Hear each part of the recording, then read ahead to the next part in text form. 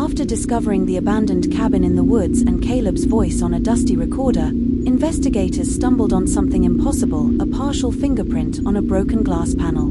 It belonged to Marla Jensen, a 19-year-old who vanished nearly 30 years earlier. Marla had been presumed dead.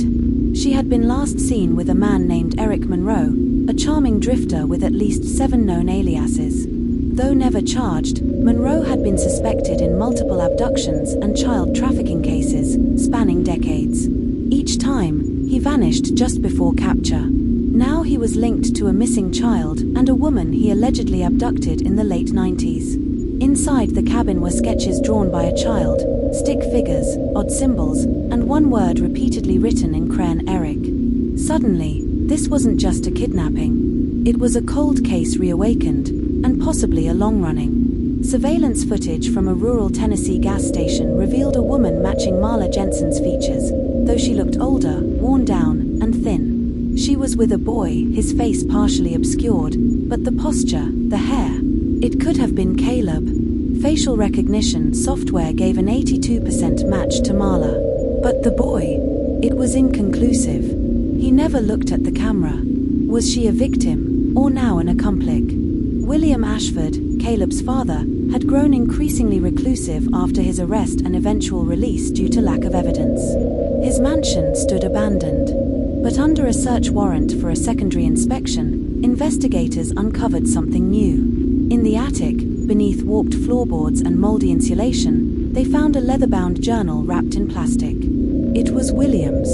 Inside were handwritten pages, cryptic notes, family trees, ritualistic diagrams, and most disturbing of all, a passage that read, "Caleb is of the bloodline. The house calls for balance. Angela failed. The child must take her place." Investigators were stunned. William had never spoken of religion or belief systems, but the journal suggested a deep conviction, a secret doctrine passed down from his ancestors who had lived in the mansion since the 1800s. Another entry dated weeks before Caleb's disappearance read, "Eric knows. Angela opened the door again. I tried to stop her, but I think she wants Caleb gone." For the first time, investigators stopped asking who took Caleb and started asking why. And the answer may have rested with Angela Ashford. When questioned, Angela finally cracked. After nearly a year of denial, she admitted she'd been in contact with Eric Monroe for months before Caleb disappeared. She had once been involved with him, briefly, in her early 20s, before meeting William. She claimed he resurfaced, blackmailed her with old photos, and promised her peace if she helped him find the right child. Angela thought he was bluffing, until Caleb went missing. And then, she stopped cooperating. Her final words to detectives were, "I didn't know Marla was still alive." 2 years after Caleb's disappearance, the case was declared cold again. Angela Ashford was incarcerated on unrelated fraud charges. William moved away, refusing all interviews. Then, in a small town in upstate New York, a hiker found something buried in the snow. A photo. Inside a sealed plastic bag. It showed a young boy aged around 9, smiling, bundled in winter clothes. The background was unfamiliar. He looked healthy, but the eyes, unmistakable. It was Caleb. On the back of the photo, one word in red ink, "free." The trail led to a second cabin, buried in woods near the Canadian border. Inside, law enforcement found Marla Jensen's body, partially mummified from the cold. No signs of trauma. A journal by her side, written in frantic, barely legible handwriting. She had cared for Caleb for over a year, but her mental state had unraveled. He is safe, but not meant for this world. Eric wanted me to raise him until the time came, but I loved him. I couldn't let it happen again. She had tried to escape Monroe, and by all signs, she succeeded. Caleb was gone when officers arrived, no footprints, no recent DNA, no trace. But next to the bed, there was another photo, newer. It showed Caleb holding hands with an older couple.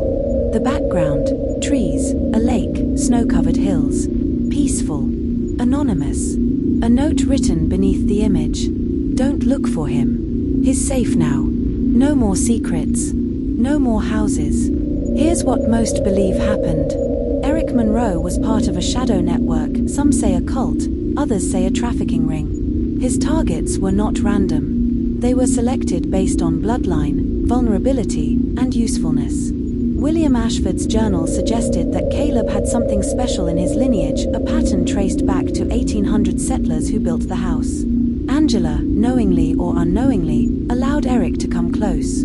She reopened a door her husband had been trying to keep shut. And Marla Jensen, once a victim, became a protector. She defied the man who once ruined her life, and gave Caleb a second chance. Caleb Ashford was never found again. No one claimed the reward. No sightings were confirmed. But the evidence left behind suggested one truth: he survived. And perhaps, that's the only part of this story that truly matters. A house full of secrets. A mother with a hidden past. A father consumed by ancient beliefs. And a boy who was supposed to be a sacrifice, but became a survivor.